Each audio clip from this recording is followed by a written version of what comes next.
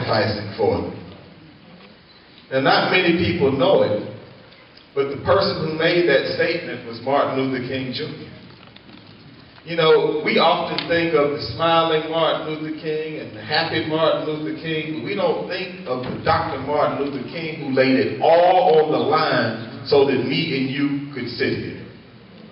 We don't think of the masculine Martin Luther King. You know, people often forget that even Jesus was a carpenter. He wasn't soft, he was hard. He was tough. But brothers, we have to be tough in a new way in the modern day. We have to be tough in mind, tough in body, tough in spirit, not tough in a sense of harshness or carelessness, but tough in a sense of purpose and of meaning business. So what do I want to share with you? What I want to share with you is this is our time for preparation. See, the way that we're going to save a generation is by being prepared.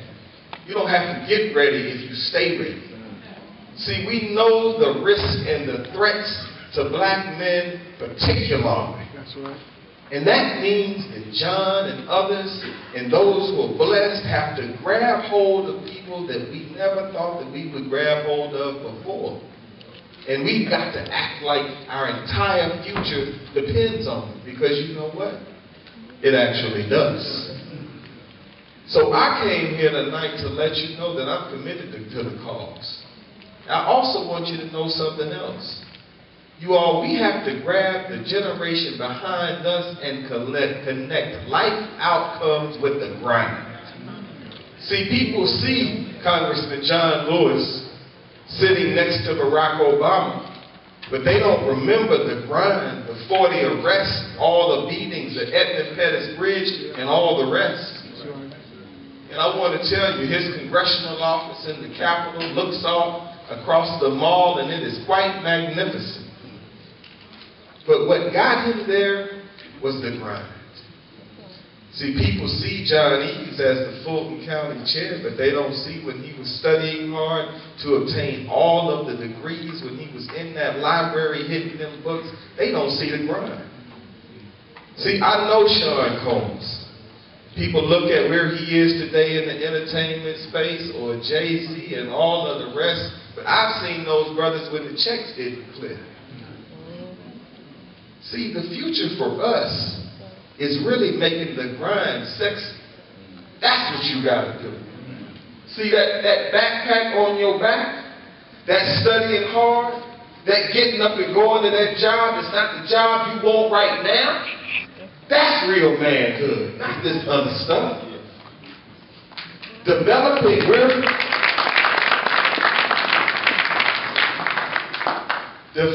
where you want to go in your mind, choosing your own path, and preparing to do that is what is going to save a generation.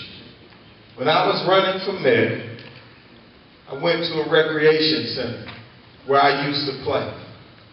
And that recreation center was closed with gang graffiti on it and all of the rest. And I saw a group of brothers who were clearly in a gang, and I went to go talk to them. And from that moment on, I knew that I was going to run for mayor, that I was going to win, and that I was going to open every single recreation center in the city of Atlanta. People used to snatch me up, and people taught me how to play sports and how to think and how to be challenged and how to compete.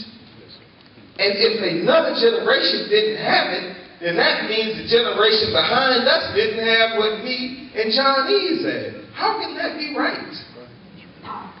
See, how can you blame the generation behind it when you're sitting there knowing that they're not getting what you were getting when you were a kid?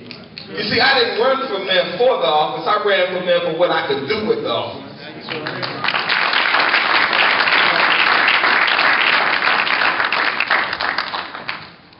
So what I want you to know is this. There is no distance between us. That's the other mess that we have to get out of the way. Anytime I see a black man, I shake their hand, I show them respect, I offer them help, I meet, I do whatever I can do. Because that's how we're going to say, I never thought that I would see growing up. Let me tell you what I know.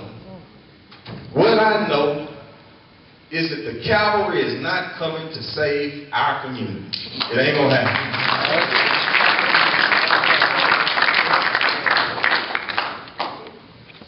That there are more Davids and Goliaths. That the people we're waiting on are actually us.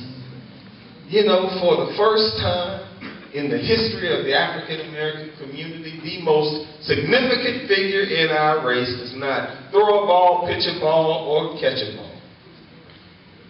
If we lose this moment of manhood, if we lose this moment of example with President Barack Obama, then shame on us.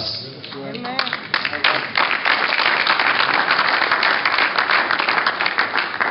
For you all and for us, ceiling has been removed.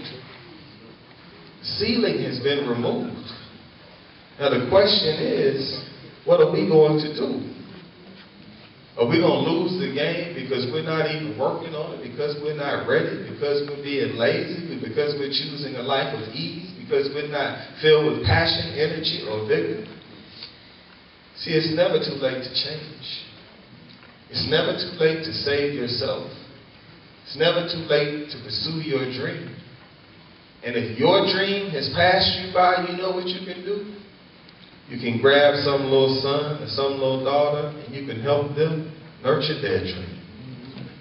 And in that way you live. In that way the dream that you had lives through someone else. I think often of the quote that says, our children are a message to the future for a time we may never see and for places that we may never go. Black men, that is our obligation. What are you going to do? Let's go. Our journey is just begun. Thanks.